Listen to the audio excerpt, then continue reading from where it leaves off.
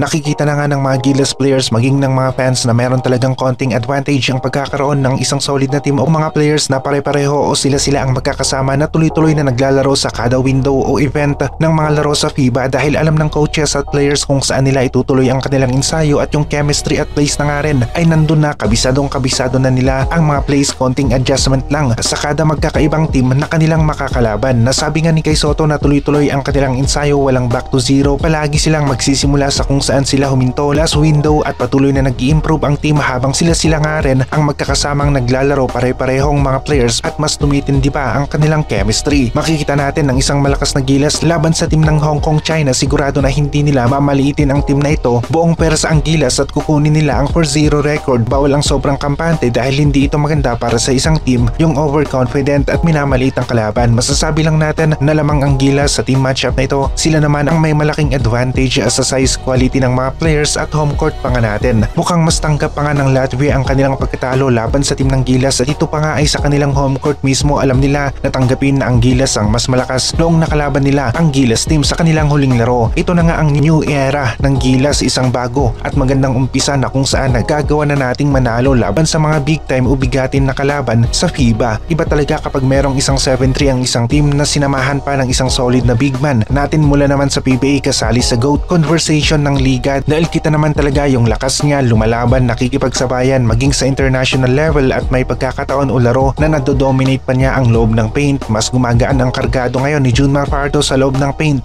May solid na siyang katulungan at ito ay si Kai Sotto. Ito ang gusto kong makita palagi sa team ng Gilas. Yun nga lang, nauna si Abay, sunod si Kai. Kaya naman sulitin natin ang 4-year program ni Coach Tim Cone. Kunin natin at ipanalo natin ang karamihan sa ating mga laro. Gumawa tayo ng mga record-breaking na panalo gamit ang dalawang bigs na ito. Pagdating naman sa mga guards natin, marami sa mga Filipino basketball players na naglalaro sa guard position ang masasabi natin na pang international rin ang galawan at laro at kaya rin nilang makipagsabayan sa NBA level ang kalibre ng mga kalaban. Kung magiging healthy nga rin si AJ Edo ay mas malawak pa ang option natin sa mga plays sa loob ng paint at magkakaroon nga rin ng mas malakas na rotation ng mga bigs ang Gilas team. Sa ayaw man natin o hindi, 5 years o 6 years sa hinaharap ay magre-retiro nga rin itong si Junmar Fajardo at may iwan si Kai, kaya kailangan rin natin na makakita ng isa pang malapad na big man at kasing lakas at tangkad nga rin ni Junmar Fajardo na pwedeng i-complement ang laro ni Kai Sotto. Nandyan naman si AJ Edo pero yun nga on and off rin ang kanyang injury sa kanyang karera. Napansin nga rin ng New Zealand team ang size ng Gilas Pilipinas, isa sa nagpahirap sa kanila sa loob ng paint. Idagdag pa natin, parehong solid at maganda ang pinagdaanan ni Junmar Fajardo na kung saan gumawa ng marka si Junmar sa PBA. Siya ang may pinakamaraming MVP award sa PBA dahil sa kanyang lakas sa loob ng paint. Kai Sotto naman marami siyang pinagdaanan abroad, the Skill Factory, NBA G League Ignite Team, NBL Australia at Japan B1 B-League, kaya sagana rin si Kai Sotto ng experience sa international competition kaya nagagawa niyang makipagsabayan kay Junmar Fajardo. Ngayon na natalo na ng Gilas ang isa sa heavyweight na kalaban sa FIBA Asia, ang team ng New Zealand, ay pwede nating sabihin na papalag nga rin sila laban sa team ng Australia at Japan. Ito ang dalawang teams na magpapahirap nga rin sa Gilas kapag natapat sa atin ang mga ito sa FIBA Asia Cup. Pero may laban naman ang Gilas, posible silang manalo laban sa mga teams na ito. Wala pa nga sa best team lineup ang Gilas, wala pa si AJ Edo at Jamie Malonzo, napapalit kina Mason Amos at Japet Aguilar. Kapag magaling na sila, mas malakas ang rotation natin sa front court, kada palitan solid ang front court natin. Masasabi natin na galing nga rin ng mga players at coaches ang umiiral ngayon sa Gilas team. Hindi na tsamba ang sunod-sunod na panalo laban sa mga malalakas na teams sa FIBA. Nasabi nga rin ni Coach Tim Cone na mas lalakas pa ang Gilas, wala pa sila sa best form. Meron at meron pang ilalakas ang team o yung improvement habang papunta nga rin sa peak ang mga players na kagaya ni Kai Sotto, Carl Tamayo, Kevin Kiambao, Dwight Ramos at iba pa. Maging si AJ